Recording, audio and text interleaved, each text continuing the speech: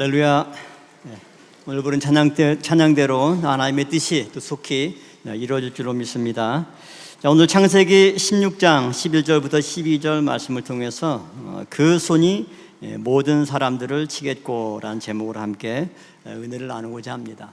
그러니까 지난 주일 예배 후에, 설교 후에 교육관 앞에 있는데 권사님들 세 분 계시길래 인사를 제가 이렇게 드렸거든요. 권사님 한 분이 저한테 그러더라고요. 아니, 목사님 설교 좀 잘 좀 할 수 없어요? 그러시더라고요. 그래서 제가 너무 당황해가지고 웃으면서 이제 그래도 최대한 평정심을 유지하면서 어떻게 하면 잘합니까? 그랬더니 아니, 자주 좀 하면 안 되냐고요. 그래서 마스크를 껴가지고 그래서 이제 옆에 있는 권사님도 아니, 나도 잘 좀 해달라고 그렇게 들렸어 그러시더라고요. 드보라 성가대원이었습니다. 그래서 지난주에 이어서 자주 서게 됐습니다. 자, 오늘 내용은 어떻게 보면 이스라엘 사람들의 어떻게 보면 한 4,000년 역사, 또 현대 국제 정세와 오늘날 상황을 이해하려면, 또 이스라엘과 중동 정세를 또 이해하지 못하면 또 세계 정세를 이해하기 어렵고, 또 그 모든 것의 기초는 바로 성경에 근거하고 있습니다. 그래서 오늘은 본문 말씀 보면 이스마엘의 후예들과 이삭의 후손들 간의 이런 갈등을 성경이 예고하고 있죠. 특별히 이스마엘의 후예들에 대해서 성경이 세 가지로 말씀하고 있는데, 첫 번째는 들나귀 같은 인생을 살 것이다. 두 번째는 그 손이 모든 사람을 치겠다. 그리고 세 번째는 이 이스마엘의 후예들이 모든 형제의 동방에서 살 것이다. 우리가 알다시피 아브라함의 후손들 가운데 이삭의 후손들, 이삭 계열의 후손들을 통해서 12지파를 이루어서, 야곱의 12아들이 12지파를 이루었죠. 그래서 지금의 이제 가나안 땅, 팔레스타인 땅에 살게 되었고요. 이스마엘의 후예들 또한 하나님의 축복에 의해서 12방백을 이루는 가운데 중동 지역에 거주하게 되었습니다. 어떻게 보면 아브라함의 자손들이고 한 형제인데, 이들은 서로 이때부터 지금까지 정말 치열하게 싸우고 있고, 그 손이 모든 사람을 치니까 맞은 사람이 가만히 있나요? 맞은 사람이 또 공격을 하겠죠. 그래서 서로 치고받고 싸우는 이런 갈등과 대립, 이런 전쟁의 역사가 수천 년 동안 지금 현재까지 진행 중에 있고, 또 이러한 모든 내용들이 실제 성경의 역사일 뿐만 아니라 현대 세계사의 역사의 흐름으로 그대로 이어져 왔음을 볼 때 하나님의 구속사가 곧 세계사다라고 하는 내용을 알 수가 있죠. 자, 이 지도를 보면 여기에 있는 게 이제 팔레스타인 땅이죠. 그러니까 이스라엘 사람들, 야곱의 12아들을 통해서 이루어진 12지파는 이렇게 팔레스타인 땅에 조그맣게 살고 있고, 그 다음에 여기 동쪽이 어느 쪽이에요? 이게 이제 동쪽이죠.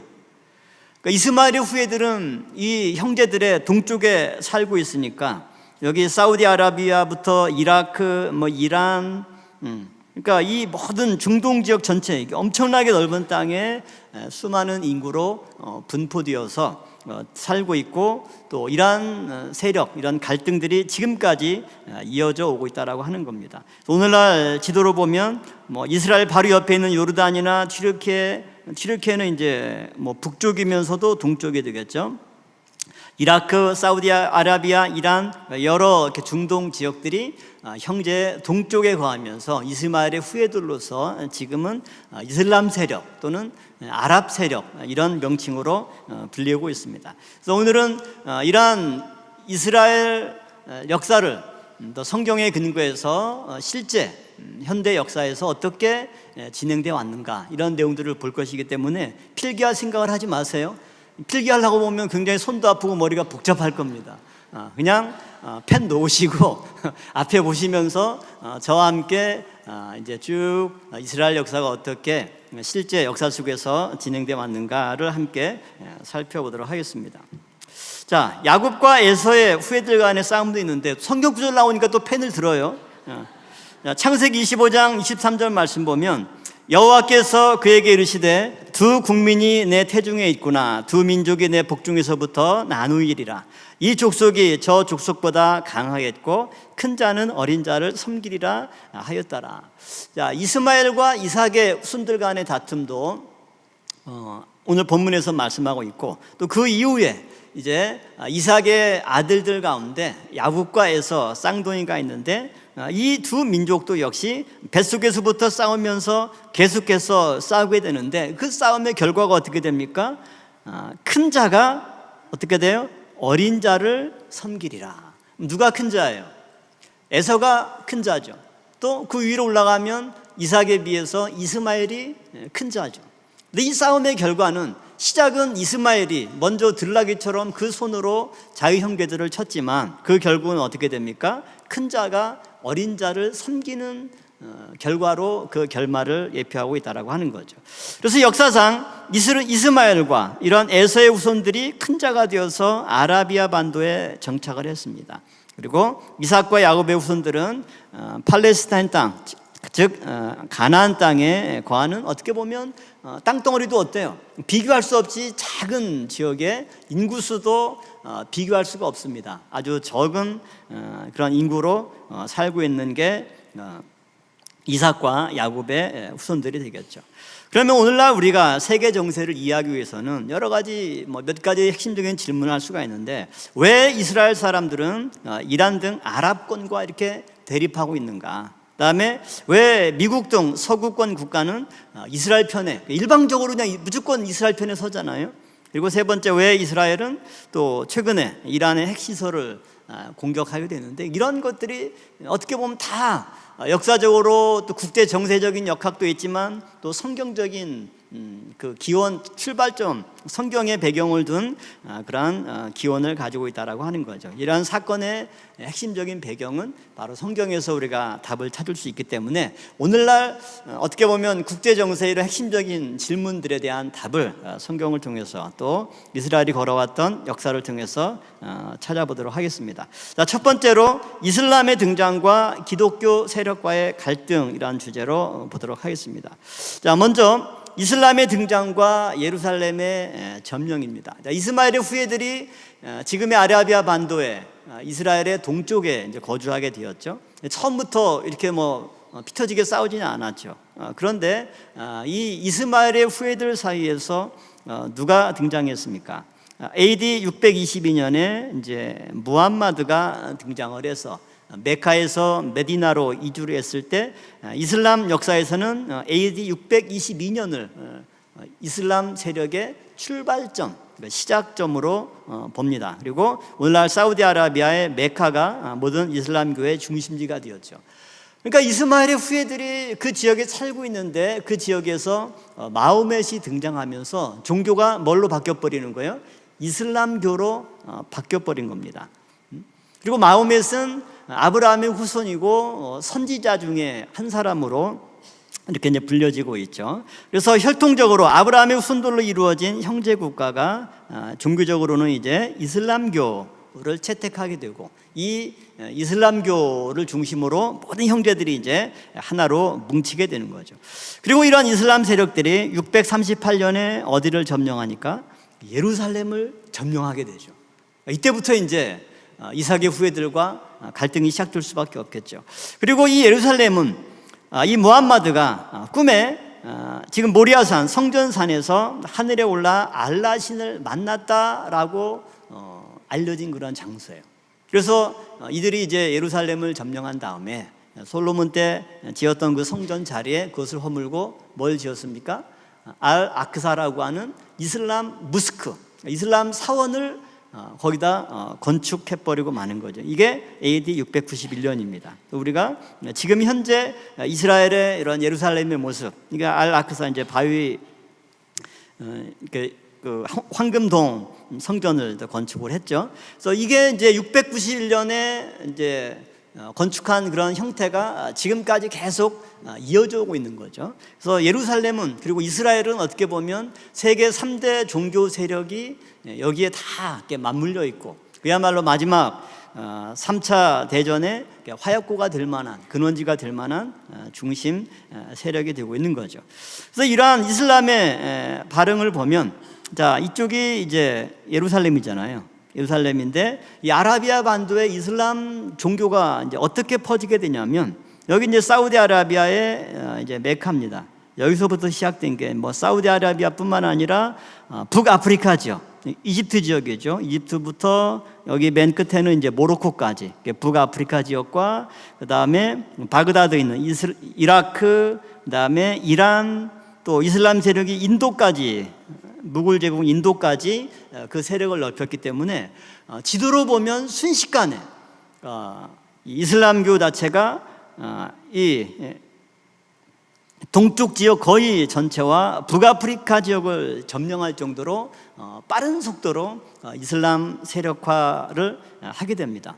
그러니까 이제 어떻게 보면 뭐 이 세력이나 영토나 인구수나 힘으로 보면 이 작은 이 팔레스타인 땅과 이스라엘 민족과는 비교할 수 없는 엄청난 세력의 확장이 이루어지죠.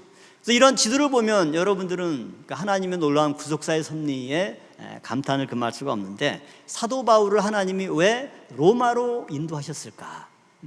정말 이런 지도를 보면 그 이후에 약 한 사도 바울 이후에 한 600년 지나서 마호멧이 등장하고 이 모든 지역이 이슬람 세력화했다라고 하는 것을 보면, 사도 바울은 먼저 이제 터키의 소아시아 지역, 터키와 이제 그리스 지역이 성경에서 말하는 소아시아 지역입니다. 이곳에 7교회를 세우고, 그다음에 하나님께서 로마로 가기를 원하셨기 때문에 여기서 로마로까지 가서 복음을 증거하죠. 그래서 로마의 복음이 증거가 되어서 AD 392년에 로마가 기독교를 국교로 채택을 하죠. 그래서 로마의 영토에 있는, 제일 끝에 있는 스페인부터, 그 다음에 제일 동쪽이 여기가 이제 비잔틴 제국의 수도 콘스탄티노플이죠. 여기까지 서유럽, 서로마와 동로마 지역 전역이 기독교 국가가 되면서 이슬람 세력의 유럽 진출을 막는 아주 중요한 역할을 합니다. 만약에 사도 바울이 로마의 복음을 전해서 이 로마가 기독교를 국교로 채택하지 않았다면 아마 이슬람 세력은 스페인을 통해서, 그 다음에 터키를 통해서 유럽 지역까지 순식간에 점령을 해서 아마 지금 현대 역사는 지금의 모습과는 완전히 다른 모습으로 바뀌었을 것입니다. 이러한 지도의 모습을 보면 하나님께서 사도 바울을 통해서 어떻게 마케도니아와 또 로마로 가서 복음을 증거하라고 한 그 놀라운 섭리를 이해할 수가 있는 거죠. 그리고 이제 셀주크 튀르크족이 아라비아 반도 지역에 등장을 하면서 예루살렘을 다시 정복을 하게 됩니다. 이것이 1077년이고요. 그리고 이때 그 이전까지는 아랍 이슬람 세력이 예루살렘을 점령했지만 로마에 있는 기독교인들이 예루살렘에 이제 성지 순례하는 것을 막거나 방해하지는 않았어요. 이슬람 세력과 유대교인들이 서로 싸우거나 그러지 않고 잘 공존을 하다가 이 셀주크 튀르크족은 이스라엘 그 지역에, 예루살렘에 유럽의 기독교인들이 성지 순례하는 것을 방해하고 박해하고 또 물건도 빼앗고 심지어 죽이기까지 했던 거죠. 그러다 보니까 이제 유럽의 기독교 세력이 분노하게 되죠.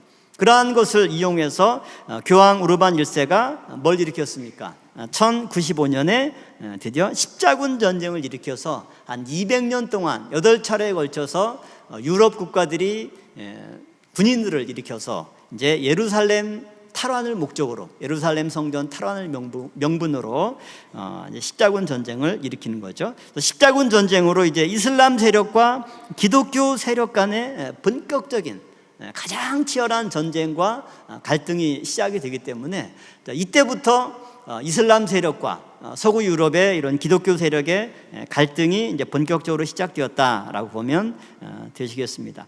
그리고 이제 로마와 이제 비잔틴 제국은 이제 동로마 제국을 가리키죠. 이것이 아까 말씀드린 대로 이슬람의 유럽 진출을 방어를 해줬습니다.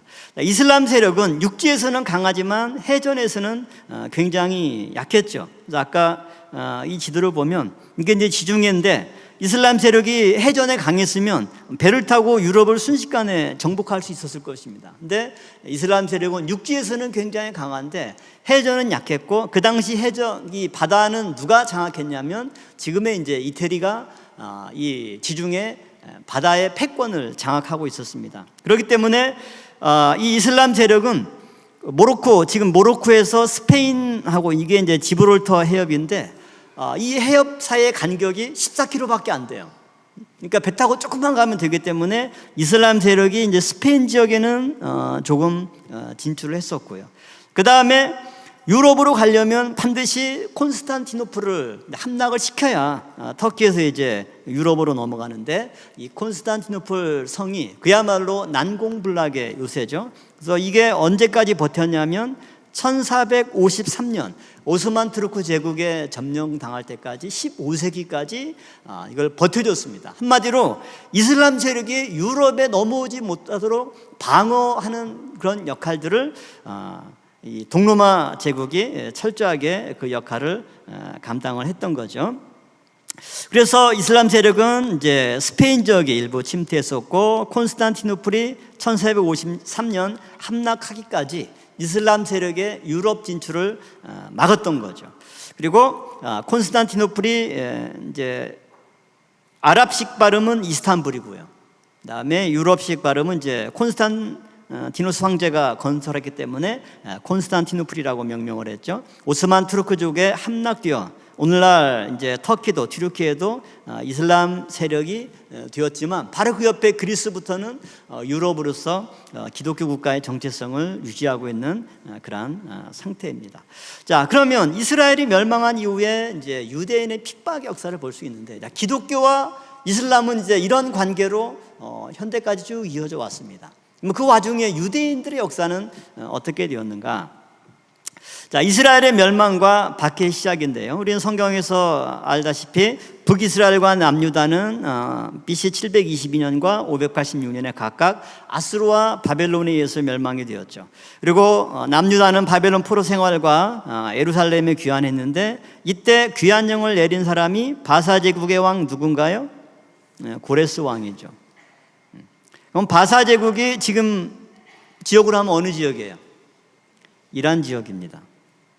지금 이란과 이스라엘이 피터지게 싸우고 엄청나게 이제 공격을 감행했는데, 과거에는 아주 사이가 좋았죠. 고레스 왕이 이스라엘을 위해서 엄청난 혜택을 베풀고 예루살렘 성전을 건축할 수 있는 그런 모든 재료까지 제공한 것을 봤을 때 정말 지금의 모습과는 상전벽해를 이루는 그러한 상황들입니다.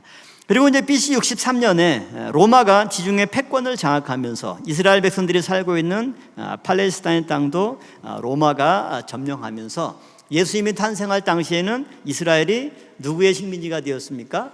로마의 식민지가 되었던 겁니다. 그래서 이스라엘 사람들은 이런 로마에 대해서 이제 항거하면서 크게 두 번의 독립전쟁을 일으키게 되죠. 1차 독립전쟁이 AD 66년부터 73년에 있었습니다. 이때 이제 늘 우리가 설교로 많이 들었던 AD 70년에 로마의 장군 누굽니까? 디도 장군이 예루살렘을 함락시키면서 서쪽 성벽만 남겨놓고 예루살렘 성을 다 함락시켜 버렸죠. 그 서쪽 성벽이 뭡니까? 통곡의 벽으로 불리는 그러한 성벽입니다. 이때 예루살렘에서 추방된 사람들이 갔던 지역이 어디입니까? 마사다죠. 마사다 위에서 끝까지 항거하다가 73년에 이 잔당들이 전부 다 토벌되게 되는 거죠. 이게 이제 1차 독립전쟁의 전말이고요. 그러다가 이제 2차 독립전쟁이 또 벌어지게 되는데 AD 132년에서 135년에 일어나게 됩니다. 이때 잠시 이스라엘 백성들이 이제 예루살렘을 탈환했다가 로마의 보복에 의해서 이제 다시 패배하게 되고, 로마 사람들이 결론 내린 게 유대인들은 절대 그냥 두면 안 되는구나. 도대체 순종할 줄 모르는 민족이구나. 그래서 유대인들의 흔적을 아예 없애버렸어요. 예루살렘 성 이름도 다른 이름 안에 바꿔버리고 이 팔레스타인 지역에서 유대인들을 다 추방시켜버립니다. 이때 또다시 이제 모든 유대인들은 팔레스타인 땅에서 떠나서 이제 추방당하니까 이때부터 본격적인 디아스포라라고 하는 것은 흩어진이란 뜻이죠. 그래서 전 세계에 흩어져 사는 사람들을 디아스포라 이렇게 얘기합니다. 그래서 디아스포라 유대인. 물론 한국 사람들도 전 세계 어디 가도 지금 많이 정착해서 살고 있어서 뭐 디아스포라 코리안 이렇게 얘기를 하죠. 그래서 이스라엘 사람들이 이때부터 유대인들은 전 세계에 흩어져 살아가는데, 이때 유대인들이 이주했던 지역이 주로 어느 지역입니까? 유럽 지역으로 가게 되죠. 이때부터 그러니까 AD 이제 132년에서 135년에 2차 독립전쟁에서 패해서 팔레스타인에서 쫓겨나서 1948년에 다시 이스라엘을 건국할 때까지 약 1800년 동안 이스라엘 사람들이 정말 나라 없는 그런 서름을 겪으면서 유럽 전역에서 엄청난 핍박과 박해를 받는 그러한 생활을 했던 것입니다.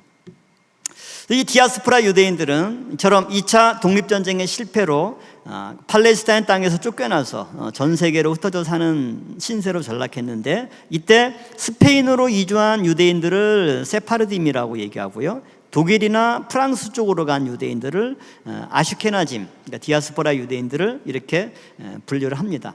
이들이 이제 유럽으로 갔다가 AD 392년에 로마가 기독교를 국교로 채택하게 되다 보니까 이게 유대인들한테는 좋은 일이었을까요? 나쁜 일이었을까요?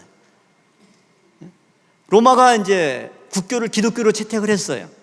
유대인들에게 좋은 일이었을까요? 나쁜 일이었을까요? 재앙일이었죠. 왜 그랬을까요? 유럽 기독교인들이 이제 유대인들을 보는 눈이 바뀐 겁니다. 왜? 저놈들이 우리 예수님을 죽인 민족이야? 그래서 유럽에서 이제 유대인들은 평생 예수를 죽인 민족이라고 하는 낙인이 찍히게 되고 말았죠. 그래서 이제 이 지도를 보면 아까 말씀드린 대로 이제 이쪽 지역은 스페인 일부에 이제 이슬람이 이제 있고요. 이 지도가 전부 다 이제 이슬람 세력입니다. 이슬람 세력이 쭉 있고, 그다음에 지금 터키가 있고요. 여기서부터 이제 유럽이죠. 그러면 이스라엘 백성들이 스페인으로 간 유대인들, 그다음에 프랑스 쪽, 독일 쪽, 그러니까 주로 서유럽 쪽에 처음에 유대인들이 이렇게 이주를 하게 됩니다.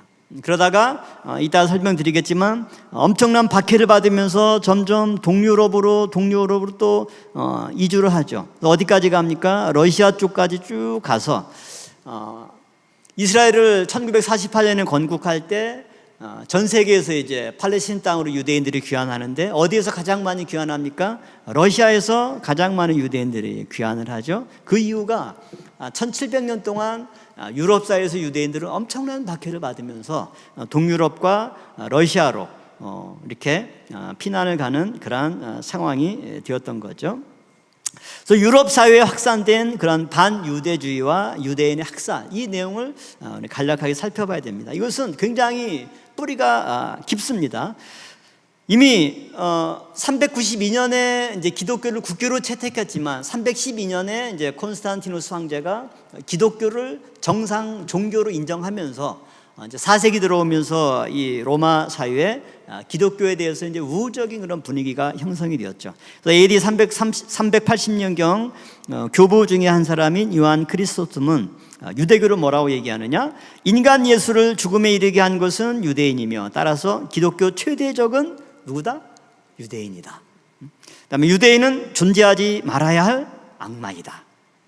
성 어거스틴도 유대인은 예수를 고발한 가룟 유다와 같고 타락한 자들이며 영원히 죄에서 헤어나지 못하는 무지한 자들이다. 그 다음에 중세 신학의 대부인 토마스 아퀴나스도 AD 800년경 인물인데요, 유대인은 뭐로 삼아야 돼요? 노예로 삼아야 하는 종족이다. 그러니까 이걸 보면 애굽에서도 400년간 종노로 됐던 이 유대인들이 정말 유럽 사회에서도 이처럼 정말 애굽과 같은 그런 신분을 얽매인 건 아니지만, 그것보다 어떻게 보면 더 힘든 노예 생활을 1700년 동안 유럽에서 했다라고 해도 과언이 아닐 정도로 엄청난 박해를 받게 됩니다. 그 다음에 십자군 전쟁 초기에는 십자군들이 예루살렘에 가는 길목에서 유대인들을 만나면 공격을 했습니다. 그래서 1096년 독일 라인란트에 거주하는 유대인 3,000명을 살육을 했고, 보름스나 마인츠, 클른 이런 여러 도시로 확산이 되어서 1차 십자군 원정 당시에만 1만여 명의 유대인들을 학살했습니다. 이때부터 반유대주의가 확산됐는데, 그 이유는 뭐냐면 교황이 유대교를 이교로 선포를 하다 보니까 이교로 선포가 되면 그 유대인들을 죽여도 죄가 안 돼요. 그러니까 그러한 모든 분노를 유대인들에게 이제 쏟아부으면서 이제 10세기, 11세기경에 들어오면 유럽 사회에서 엄청난 반유대주의 정서가 확산이 되게 됩니다. 그래서 십자군 전쟁 때 기독교와 이슬람 세력과의 본격적인 갈등뿐만 아니라 또 유럽 기독교 사회에서 유대인들이 엄청난 핍박과 박해를 받는 이런 상황들이 진행이 되었죠. 1090년에 프랑스 로앙에서 시작된 유대인말 학살들이 있었고요. 그러면서 이때 이제 교황이 이자 금지 정책을 시행합니다. 그래서 이슬람도 성경의 율법에 따라서 이제 이자를 받지를 못하게 하고 있죠. 유대인들도 마찬가지입니다. 그러다 보니까 유럽의 이제 기독교인들은 금융업이나 이제 이자를 주고받는 고리대금업을 할 수가 없으니까 불가피하게 누구만 그걸 할 수가 있어요? 유대인들만 할 수 있어요.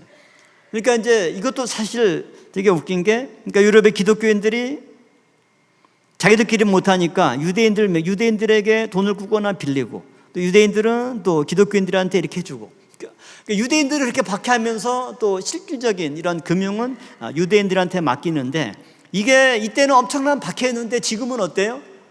엄청난 축복이 된 게 오늘날 세계 금융권을 이런 유대인들이 장악할 수밖에 없는 그런 요인들이 되었던 거죠. 어쨌거나 이제 이 당시에는 유대인들이 이처럼 금융업을 취급하다 보니까 고리대금업을 통해서 엄청난 부를 축적하게 돼요. 그러다 보니까 더 이제 유럽의 기독교인들이나 일반 서민들은 유대인들에 대한 반감들이 굉장히 많고요. 그래서 셰익스피어의 작품에도 보면 유대인들은 어때요? 완전히 그냥 수전노와 같고, 돈이라면 사람의 목숨도 이렇게 아까워하지 않는 그런 아주 잔인한 사람들로 묘사를 하고 있는 거죠.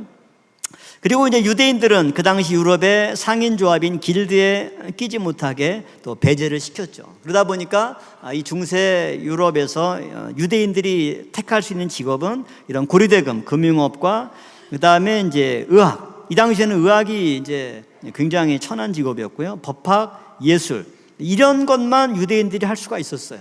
보니까 지금 어때요? 다 제일 좋은 직업들만 있었던 거죠. 그러니까 이제 어떻게 보면 엄청난 이런 박해 속에서 몇백 년 지나고 보니까 유대인들이 이제 독립을 할 수 있고 팔레스타인 땅에 정착할 수 있는 힘을 갖게 된 것도 뭐냐면 이 박해 속에서 그러한 싹이 날 수 있도록 하나님이 이끌어 주셨다, 이렇게 볼 수가 있겠죠. 그리고 1215년에 오면 교황 인노켄티우스 1세는 유대인들에게 노란 배지를 작용해서 그야말로 이제 어떻게 보면 딱 구별시키고 반유대 정책을 시작하는 계기가 되었고요. 1267년에 보면 교황 클레멘스 4세는 유대교를 이제 이단으로 공식으로 발표하고 유대인 탄압이 본격화됩니다. 1290년에는 영국에서 유대인들 전체를 추방시켜 버려요. 그리고 이제 14세기에 오면 유럽에 이제 패스트, 흑사병이 이제 돌죠. 그래서 1348년부터 1351년 사이 흑사병으로 당시 유럽 인구의 20% 이상이 죽는 엄청난 재앙이 왔습니다. 그러니까 이것에 대한 화살을 누군가에 돌려야 되죠. 그 당시 유럽 사회는 이제 이런 흑사병이 돈 이유가 유대인들이 우물에 독을 넣어서 이게 퍼진 것이다, 이렇게 소문을 퍼뜨리다 보니까 군중들의 분노가 또 누구에게 향할까요? 유대인들에게 향할 수밖에 없었죠.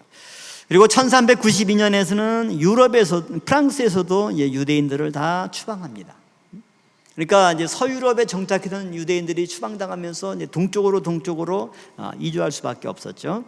그리고 이런 유대인 혐오 사상들이 압축된 게 뭐냐면 유덴자우라고 하는 동상입니다. 유덴자우라는 말은 뭐냐면 유대인과 암퇴지라고 하는 발음이 합성어된 게 유덴자우예요. 이것은 독일의 비텐베르그에 세워진 조각상입니다. 이 조각상 내용을 먼저 보시면 이렇게 된 게 돼지가 있고, 이 돼지 그야말로 학문을 사람이 하는데 이 사람이 누구예요? 유대인들이에요. 그러니까 유대인들에 대한 굉장히 혐오를 이제 불러일으키는 이런 조각이죠. 그래서 유대인이 돼지 학문의 얼굴을 대고 핥으며 똥을 먹는 조각상이에요. 이런 조각상이 여러 가지 형태로 유럽 사회에 쫙 퍼진 게, 한마디로 유대인들은 더럽고 불결하다라고 하는 조롱과 멸시의 상징이에요. 그러니까 유럽 사회에서 유대인들은 이제 어때요? 모든 유럽 사람들의 생각은 유대인은 사람도 아니에요. 그러니까 히틀러가 유대인들을 600만이나 학살한 거는 히틀러가 그냥 괴물이라서 그렇게 한 것이 아니라 거의 한 4세기부터 쭉 이렇게 심화되어 온 유대인에 대한 유럽인의 정서, 이런 것들이 이제 히틀러 때 와서 절정에 달한 것일 뿐이지, 히틀러 때만 유대인들이 이런 박해를 받은 게 아니라고 하는 거죠. 그리고 이 비텐베르그는 어떠한 도시입니까? 바로 마르틴 루터가 나중에 종교개혁을 일으켰던 도시입니다. 그래서 훗날 종교개혁자 마르틴 루터도 유대인들을 비난하는데 가세를 하죠. 그래서 유대인들의 여행 금지, 유대인들의 거주지를 파괴하고 재산을 압수해야 된다, 이런 주장들을 종교개혁자 마르틴 루터도 했던 거죠. 이게 이제 비텐베르그에 세워진 유대인좌우 조각상입니다. 그리고 이제 그 다음 또 뭐냐면 블러드 라이벨이라고 그래서 한마디로 피해 비방, 오늘날로 얘기하면 가짜 뉴스라고 하는 말이에요. 그 당시 유럽인들은 또 어떤 가짜 뉴스를 퍼뜨렸냐면, 유대인이 어린아이를 잡아 피를 전부 뽑아내서 유월절 제사에 사용하는 빵을 만드는 데 썼다. 딱 들어도 가짜 뉴스죠. 근데 이제 유럽 사람들이 그걸 믿는 거죠. 이제 이게 이런 어린아이들을 유대인들이 잡아서 피를 다 뽑고 갈아서 이 유월절에 먹는 빵을 만드는 재료로 썼다. 이거 완전히 끔찍한 건데, 이걸 믿으니까 유럽 사람들에게 유대인은 어떤 사람이 아니에요. 사람이 아닌 거죠. 그러다가 이제 이런 것이 점점 악화되면서 전대미문의 유대인 학살 사건이 일어나게 됩니다. 이것이 이제 러시아에서 발생하되는데, 러시아는 동유럽을 지나서 맨 오른쪽 끝인데, 그쪽까지 유대인들이 이제 피해서 갔는데, 그곳에서 엄청난 학살을 당합니다. 1881년에 러시아의 이제 포그롬이라는 사건이죠. 포그롬이라는 말은 러시아로 마치 이제 홀로코스트와 같이 유대인들을 학살한 것을 지칭하는 용어입니다. 러시아 황제 알렉산드로 2세가 이제 암살당한 사건이 있었는데, 역시 이 암살의 주범으로 이제 러시아에서 어떤 소문을 퍼뜨린 겁니까? 유대인들이 이 러시아의 짜르 황제를 암살했다. 그러니까 이제 러시아 사람들이 수백 개 유대인 마을을 공격을 해서 40년간 러시아에서 약 15만 명의 유대인들을 학살한 사건이 이미 1800년대에 있었다라고 하는 거죠. 이건 그 당시 포그롬, 러시아에서 유대인 학살의 내용들을 묘사했던 그런 그림입니다. 다시 한번 이 지도를 한번 보면 이게 오늘날 유럽 지도예요. 아까 봤듯이 팔레스타인 땅에서 이스라엘 사람들이 스페인 지역으로, 프랑스 지역으로, 독일로, 영국으로, 서유럽으로 이주를 했다가 영국에서 추방당하죠. 프랑스에서 추방당하죠. 오늘날 스페인은 유대인이 하나도 없습니다. 왜 그렇습니까? 개종한 사람들 빼고는 그 당시 모든 유대인들을 다 추방했기 때문에 스페인에 유대인들이 지금 하나도 없어요. 그러면서 이제 유대인들이 독일에서 폴란드, 그 다음에 점점 어디로, 러시아까지 쭉 이주를 해서 박해를 피해서 갔는데, 러시아에서도 엄청난 학살을 당하고, 그러면서 그러니까 전 유럽에서 어느 곳도 유대인들을 반겨주는 나라는 어디에도 없는 그런 상황이 되었던 거죠. 그러다가 프랑스에서 또 이제 여러분도 이거는 잘 기억이 나실 겁니다. 드레피쉬 사건이라는 것이 발생을 합니다. 이 사람이 드레피쉬라는 인물입니다. 1894년에 파리 독일 대사관에 프랑스의 군사 기밀이 유출되는 사건이 있었습니다. 프랑스가 이제 발칵 뒤집혔죠. 근데 이때 범인으로 유대인이라는 이유 하나 때문에 이 드레피쉬가 지목이 되어서 종신 유배형 판결을 받습니다. 이런 사건을 계기로 해서 이 당시 이제 유대인 기자가 있었습니다. 기자가 이거를 보고 한탄하면서, 그 전까지 유럽 유대인들은 이제 어떤 생각을 했냐면, 우리가 유럽 사회에 잘 적응하고 유럽인들과 사이좋게 지나면 충분히 공존할 수 있다. 이게 이제 유럽 사람들의 어떤 목표였습니다. 그러나 거듭되는 박해와 그다음에 그 당시 가장 자유와 이런 어떤 사회 공존의 사상이 가장 발달된 나라가 프랑스인데, 프랑스에서마저 유대인들이 이러한 박해를 받는 상황을 목격하고, 이제 유대인들은 유럽 사회와 공존을 포기하고 유대인들만의 국가 건설을 해야 된다라고 하는 것을 이때 이제 비로소 시작을 하게 되죠. 그래서 이스라엘의 건국과 이제 세계 질서가 재편되는 계기가 이때 발생하게 된 거죠. 그래서 이제 드레피쉬 사건 때 유대인 기자 테오도 헤르칠이라는 사람이 처음으로 시온주의라고 하는 주장을 했습니다. 프랑스처럼 계몽된 나라에서조차 유대인이 이렇게 차별받는다면 전 세계 어디에도 유대인이 살 수 있는 안전한 곳은 없다 이렇게 주장을 해서 1896년에 유대 국가라는 책을 저술했습니다.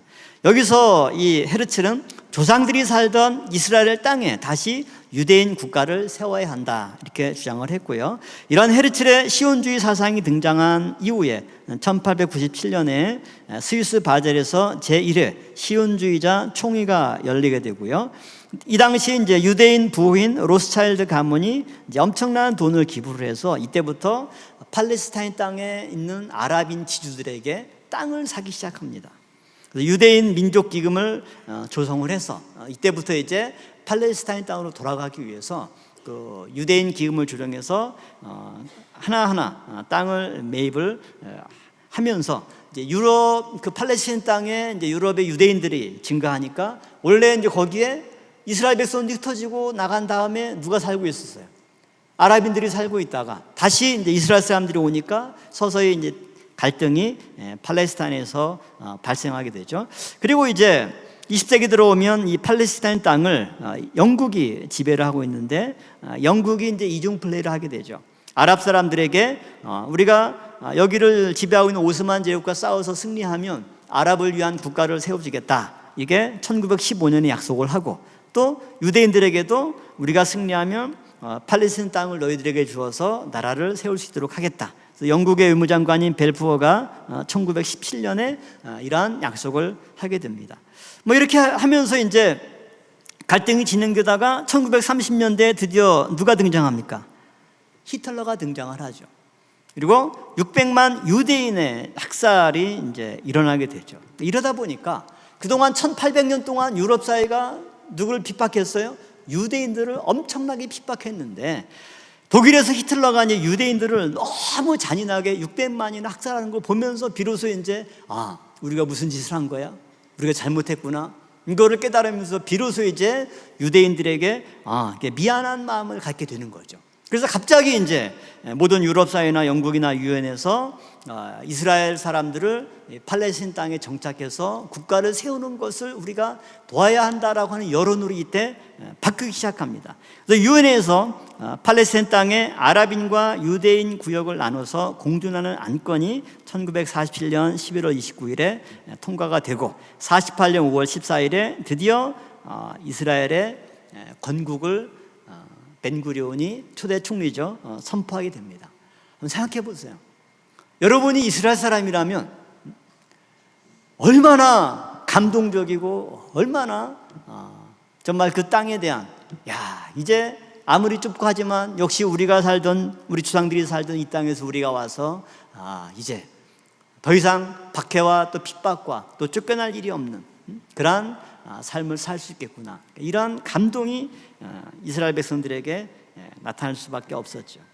그래서 팔레스타인 지역을 유대인 국가, 아랍인 국가, 예루살렘으로 분할한다. 이게 이제 유엔에서 결정했던 그러한 내용입니다.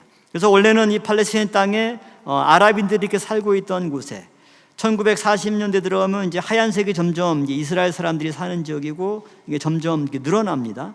그러다가 이제 48년에 나라를 건국할 때는 이제 이만큼 늘어나게 되고요. 67년에는 이만큼. 그러니까 지금 현재 지역으로 보면은 거의 이제 가자 지구와 요르단강 서안 지구 이쪽을 빼고는 전부 다 이스라엘 사람들이 정착하는 지역으로 팔레스타인 땅이 이제 아랍 사람들이 쫓겨나고 유대인들이 살게 되니까 서로 결국은 이제 땅을 놓고 생존을 위한 치열한 전쟁이 팔레스타인 땅에서 이스라엘과 아랍 사람들이 나누게 되고 전 세계가 이제 미국을 비롯한 유럽 국가는 유대인들에 대한 부채 의식 때문에 우리가 1700년 동안 너무나 무자비하게 유대인들을 박해했구나. 이것 때문에 절대적으로 이스라엘 편을 들면서 이제 기독교 국가와 서구 유럽 사회가 이스라엘 편을 드는 거고, 그다음에 팔레스타인 땅에 박해받는 아랍 민족들은 아랍 형제들이 또 이제 대변하면서 이게 단순히 팔레스타인 땅에 있는 이 두 세력뿐만 아니라 이들을 둘러싸고 있는 전 세계 이런 진영들이 싸우는 그런 갈등으로 확산이 되게 된 거죠. 그러면서 이스라엘이 건국 독립을 선언한 그날 저녁에 바로 이집트가 이스라엘을 공격하면서 1차 중동 전쟁이 48년 5월 14일 저녁에 벌어지게 되는 거죠. 근데 안타깝게도 아랍권은 엄청난 그런 무기와 군인들을 가지고 이스라엘을 치지만 한 번도 이긴 적이 없다. 이스라엘은 어때요? 1800년간 유럽에서 그 엄청난 박해와 이런 걸 받으면서 이제 어떤 각오를 합니까? 절대 우리는 땅을 뺏기지 않겠다. 우리 후손들은 절대 우리 조상들처럼 박해받고 땅을 뺏겨서 쫓겨나서 전 세계를 유리하는 그러한 삶을 절대 허용하지 않겠다. 이거는 이스라엘 사람이 너무 확고한 거죠. 그리고 그럴 수밖에 없는 게 이것은 거의 2000년 가까운 엄청난 박해와 핍박 속에서 다져진 그런 강한 민족의식이 되었던 거죠. 2차부터 4차에 걸친 이런 중동 전쟁에서 결국 다 이스라엘이 승리하면서 오늘날의 형태가 되었던 거고요. 그러면서 박해하던 서구 유럽 사회가 이제 이스라엘 편에 서서 적극 지원할 수밖에 없는 그러한 세력들. 그러니까 처음 보면 이제 이슬람 세력과 유럽 사회가 이제 유럽의 이제 기독교 세력이 유럽과 중동 지역을 나눠서 지중해를 사이에 두고 나눠서 대치를 하다가 유럽 사회에서 유대인들이 엄청난 박해를 받다가 이제 1948년에 독립을 하면서 모든 이 기독교 국가들이 이스라엘 편을 들면서 이제 아랍권과 이스라엘과 서구 유럽권이 대립하는 이런 상황이 되었던 거죠. 그러면서 이제 이스라엘과 이란이 대치하게 되는데요. 이 내용을 보면 2000년간 이런 극심한 핍박을 받다가 조상들의 땅에 정착한 이스라엘은 다시는 그 땅을 빼앗기지 않겠다는 확고한 의지와 능력을 구비해요. 그러니까 우리가 보면 이스라엘 사람들이 그래도 뭐 인권이고 뭐고 너무 무자비하게 뭐 가자 지역도 공격하고 뭐 하는 거 아닌가? 당연히 우리는 당연히 이렇게 생각할 수가 있죠. 이스라엘은 어때요? 그런 게 통하지가 않는 게 자기들에게 조금만 위협이 되면 어때요? 박살을 낼 수밖에 없죠. 안 그러면 또 과거와 같은 그런 고난의 길을 걸을 수밖에 없기 때문에 결코 그것은 이스라엘에게는 용납될 수 없는 거죠. 그리고 이제 미국과 유럽 국가에 이제 이스라엘 지원이 있는데 과거 유대인 핍박에 대한 부채 의식이 이제 유럽 사회에 강하게 있는 거죠. 이것은 히틀러 학살로 유럽 전체 의식이 이제 유대인에 대한 의식이 거꾸로 바뀌게 된 반전을 가져왔던 거죠. 그리고 이제 두 번째 현실적인 이유는 미국의 주류 사회를 유대인들이 다 장악을 하고 있습니다. 그러니까 이제 유럽에서 그 이스라엘 사람 유대인들은 어쩔 수 없이 금융업이나 뭐 법학이나 문화예술 이런 걸 하다 보니까 오늘날 여러분이 잘 아는 뭐 페이스북이나 구글, 엑슨모빌, 시티그룹, 골드만삭스, 뭐 스타벅스 우리가 아는 이런 굴지의 글로벌 기업들이 전부 다 유대인 기업들입니다. 언론도 뉴욕타임스나 워싱턴 포스트, NBC, CBS 미국의 주류 모든 언론들을 다 누가 장악하고 있어요? 유대인들이 장악하고 있죠. 할리우드의 5대 메이저 영화사나 이런 문화예술계 스티븐 스필버그 등 모든 사람들이 전부 다 누구예요? 유대인들이죠. 아인슈타인을 비롯해서. 그러니까 이제 이런 유대인들이 동유럽으로 이주를 많이 했었고 그 다음에 두 번째로 많이 간 게 이제 미국으로 이주를 많이 해서 미국의 주류 사회로 등장을 했고, 그래서 매번 미국 대통령 선거할 때 대통령들한테 가장 많은 기부를 하는 세력이 누구예요? 유대인 그룹이에요. 그러니까 미국의 대통령은 또 모든 정치인들은 유대인들 눈밖에 나면 어때요? 제대로 당선되거나 이렇게 영향력을 확대할 수가 없는 그런 거기 때문에 모든 미국의 이제 국회의원들이나 대통령은 유대인들의 눈치를 볼 수밖에 없죠. 그리고 종교적으로는 미국 공화당의 주축인 복음주의 개신교 세력들은 어떤 믿음을 가지고 있냐면 이스라엘을 통해 예수가 재림할 것이라고 믿고 있기 때문에 전폭적인 지원을 하고 있습니다.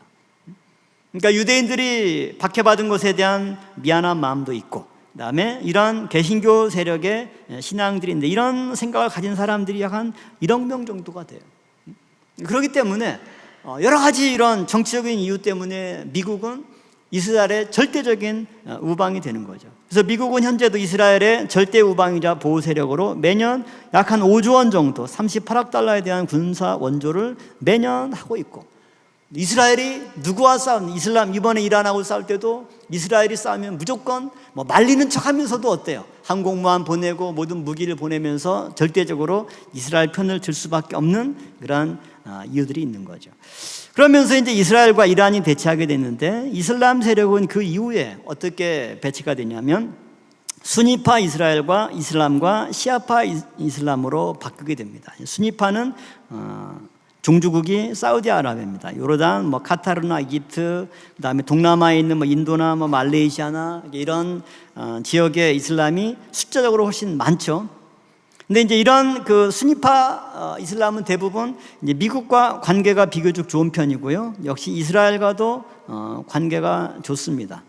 지난번 이제 하마스의 이스라엘 침략은 사우디와 이스라엘이 이제 국교를 맺기 위한 협상을 하니까 이것을 파토내기 위해서 이런 침략을 가할 정도로 이런 그 세력 재편이 있는 거고요. 근데 시아파 이슬람이 이란과 이라크와 아프가니스탄 등 반미 국가가 주로 이제 시아파인데, 시아파 중에 아프가니스탄이나 이라크는 이미 어떻게 보면 미국이 이제 전쟁을 통해서 어떻게 보면 세력이 약해진 거고, 유일하게 그나마 이제 그 명맥을 유지하고 있는 나라가 누구예요?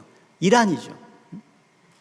이란이 또 여러 가지 이제 미국과 갈등도 있고 어려운 상황 속에서는 뭘 준비하고 있어요? 핵무기를 이제 개발하는 거죠. 근데 이스라엘의 입장에서는 지금 가장 적대적인 국가, 이제 시아파 이슬람 세력 중에 이란이 종주국인데, 이란이 이제 하마스와 그 다음에 헤즈볼라 이런 대리 세력을 통해서 끊임없이 이스라엘을 괴롭히는 거 아닙니까? 그러니까 이란의 입장에서는 이스라엘과 미국의 이런 세력들이 자기의 원수인 거고요. 그리고 이스라엘의 입장에서는 가장 위협적인 세력이 이란인 건데, 핵을 개발해서 다시 자기를 공격하면 또다시 과거와 같은 어려움이 있기 때문에 이스라엘은 국제 여론이고 정치고 뭐고 없이 자기들에게 위협이 되는 것은 절대 용납할 수가 없다. 근데 이제 현실적으로 이스라엘을 바로 칠 수가 없기 때문에 차분하게 하나하나 그 수족을 먼저 제거를 했던 거죠. 그래서 하마스 세력을 먼저 괴멸시켰고, 헤즈볼라 세력도 괴멸시켰고, 또 시리아도 이미 이제 민병대가 괴멸된 상태에서 이란까지 가는 이 모든 통로에 이제 장애물이 없어진 상태에서 이번에 이제 이란을 직접 공격을 해서 모든 핵 위험을 제거하는 그러한 시도를 했던 거죠. 그래서 이란과 이런 미국과의 갈등은 중동에서 이스라엘을 두고 대치를 하고 있는데, 이란은 헤즈볼라나 하마스, 시리아 등 기존의 대리 세력을 통해서 이스라엘을 견제했던 것입니다. 이러한 모든 것들을 이스라엘이 먼저 다 제거해 놓고 이제 핵폭탄 제조를 위한 시도를 무력화시키기 위해서 이번에 이제 공군력을 동원해서 이란을 초토화시키는 그런 일들을 감행을 했던 거죠. 그래서 이스라엘은 자기의 안전을 위협하는 핵심 세력이 이란이기 때문에 다시는 나라를 빼앗기지 않기 위해서 이란 위협 세력을 사전에 제거해 버린 겁니다.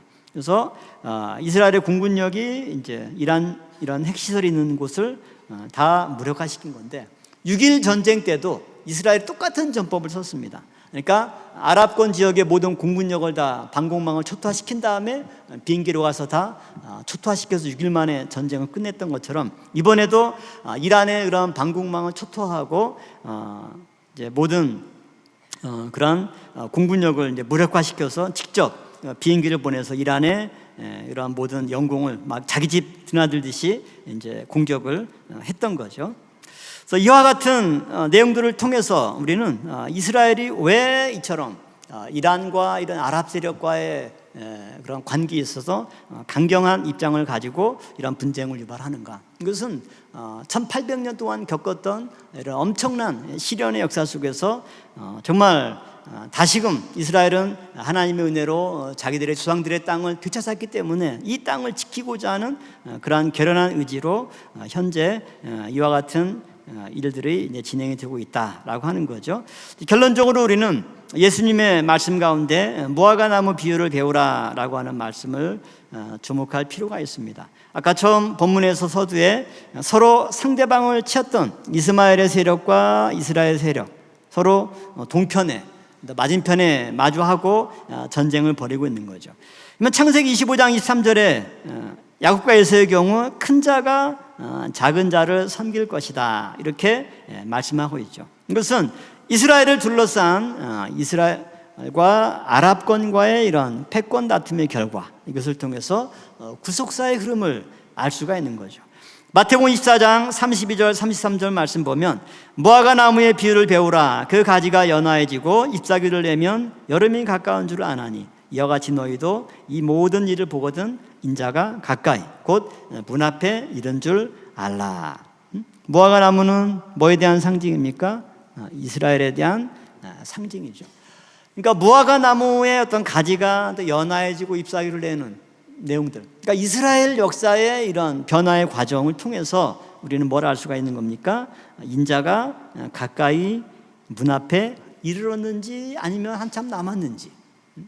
지금 보면 이런 오랜 그 역사 속에서 유대인들이 유럽 기독교 국가에서 엄청난 박해와 핍박을 받았지만 또 이것이 반전이 되면서 여전히 인구수는 적지만 세계 여론과 또 힘을 장악할 수 있는 그러한 패권을 하나님이 이스라엘 백성들에게 주시고 다시 그 땅에 돌아와서 아랍권들과 이런 갈등에서 지금은 훨씬 더 우위에 있는 거죠. 이제 큰 자들이 이 작은 자 앞에서 쩔쩔매는 그러한 상황이 되었고, 그렇다고 아직 섬기진 않아요.